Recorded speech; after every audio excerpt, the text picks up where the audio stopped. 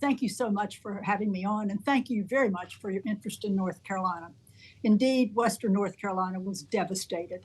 There are some things about Western North Carolina that are heartbreaking, and there are others that are heartwarming. The fact that the voting is not appreciably off in Western North Carolina, considering 4 years ago, that's very heartwarming. What is heartbreaking is some misinformation about voting and about FEMA relief out there. To update your numbers a little bit more, as of last night, it was over 3.1 million North Carolinians who had voted. So we are on a very good pathway to have an excellent turnout. And we've got up until Saturday at 2 o'clock or 3 o'clock in the afternoon, and until everybody can vote. Now, or until the early voting, and then we go to Election Day. There have been some changes that help improve the access in Western North Carolina. The General Assembly did a couple of things. They added some early vote sites in 2 different counties that were pretty hard hit to make it easier for folks to reach an early vote site. Another thing that they did regards absentee ballots. Previously, the law was that you had to return your absentee ballot to the county that issued it.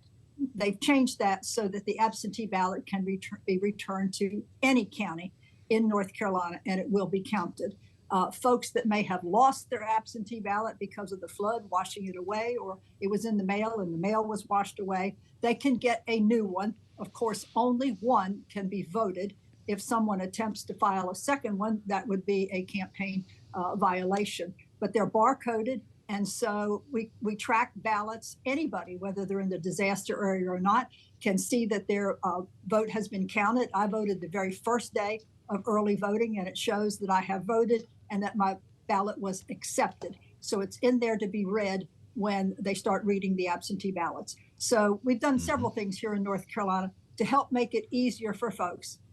That doesn't mean the roads are great up there in some places, but certainly we want everybody who's possible to come to North Carolina and spend money, because so much of Western North Carolina is based upon its beauty and its hospitality industry. So please come back soon and be with us. Well, that was quite an update, on the ground view in real time, Secretary. You've had a lot of tough stuff thrown at you here. And I wonder what has been the greater challenge for you, the storm damage itself or the mis and disinformation that followed the hurricane that you referred to? Well, it's pretty hard to balance it out, but mis and disinformation is always a threat to democracy. And that is becoming a pattern.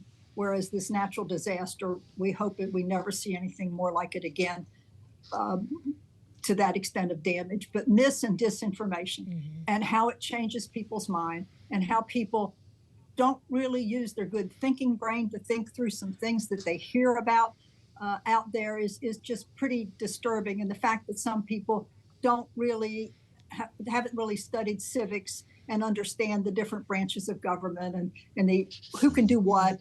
And, people can make outrageous statements when certain people have no authority over that particular thing at all. So you got to look for trusted voices to give reliable, good information. And we hope that people will, do a little research to figure out who is a trusted voice.